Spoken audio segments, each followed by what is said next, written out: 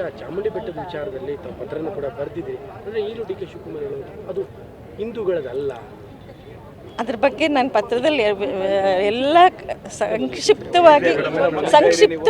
ಸಂಕ್ಷಿಪ್ತವಾಗಿ ಬರೆದಿದ್ದೀನಿ. ಅದನ್ನು ಬಿಟ್ಟು ತಿರ್ಗಾ ಬೇರೆ ಏನು ಹೇಳಕ್ಕೆ ಏನಿಲ್ಲ.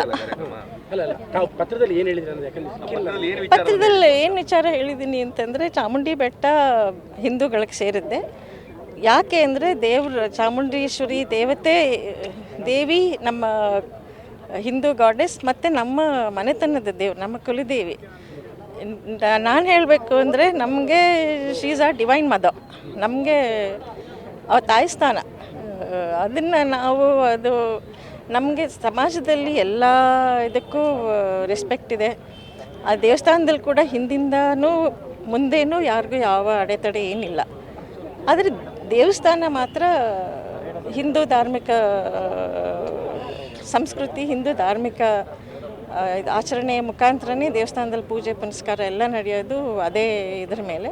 ಅದರಿಂದ ಅದು ಹಿಂದೂ ದೇವಸ್ಥಾನ ಅಂತ ನಾವು ಪ್ರತಿಪಾದಿಸ್ಕೊತೀವಿ. ಅದು ಬೇರೆಯವರು ಯಾರೇನು ಹೇಳಿದ್ರು ನಾನು ಬಾಕಿ ಏನೂ ಇಲ್ಲಿ ಹೇಳೋಕ್ಕೆ ಬೇಕಾಗಿಲ್ಲ. ಯಾಕೆ ನಾನು ಪತ್ರದ ಮೂಲಕ ಎಲ್ಲನೂ ತಿಳಿಸಿದ್ದೀನಿ. ಈ ರೀತಿ ಹೇಳಿಕೆಯಿಂದ ಕೋಟ್ಯಾಂತರ ಜನರ ಭಾವನೆಗಳಿಗೆ ಧಕ್ಕೆ ಆಗೋದಿಲ್ವಾ ಅಂತೇಳಿ? ಯಾಕೆ ಚಾಮುಂಡೇಶ್ವರಿ ತಾಯಿ ಅಂತ ತಾವು ಹೇಳ್ದಂಗೆ ನಂಬಿರೋರ ಭಾವನೆಗಳಿಗೆ ಧಕ್ಕೆ ಆಗಲ್ಲ. ಈಗ ನೀವು ಅದನ್ನು ಭಾವನೆಗಳಿಗೆ ಧಕ್ಕೆ ಆಗುತ್ತೆ ಅನ್ನೋ ಅವಕಾಶ ನಿಮ್ಮ ಮನಸ್ಸಲ್ಲಿ ಕಲ್ಪಿಸ್ಕೊಂಡ್ರೆ ಧಕ್ಕೆ ಆಗುತ್ತೆ. ಬೇರೆ ಅವ್ರು ಹೇಳ್ಕೊತಾರೆ, ಅವ್ರ ಭಾವನೆ ತೋರಿಸ್ಕೊತಾರೆ ವಿನ ನಾವ್ಯಾಕೆ ಅದನ್ನು ನಮ್ಗೆ ತಗೋಬೇಕು? ನಮ್ಮ ಭಾವನೆ ನಮ್ಮಲ್ಲೇ ಇರುತ್ತೆ. ನಾವು ಬೇರೆಯವ್ರನ್ನ ನಮ್ಮ ಭಾವನೆಗೆ ಇನ್ಫ್ಲೂಯೆನ್ಸ್ ಮಾಡೋಕ್ಕೆ ಅವಕಾಶ ಯಾಕೆ ಕೊಡಬೇಕು? ನಮ್ಮ ದೇವಸ್ಥಾನವನ್ನು ಇನ್ನೊಬ್ಬರ ದೇವಸ್ಥಾನ ಅಂತ ಕರೆಯೋರು ಬೇಕಾದಷ್ಟು ಹೇಳ್ತಾರೆ. ಬಟ್ ನೀವು ಯಾಕೆ ಅದನ್ನು ತಗೋಬೇಕು? ಅದನ್ನು ಅವ್ರು ಹೇಳಿದ್ರು ಅಂದಾಕ್ಷಣಕ್ಕೆ ಅದಾಗಲ್ಲ.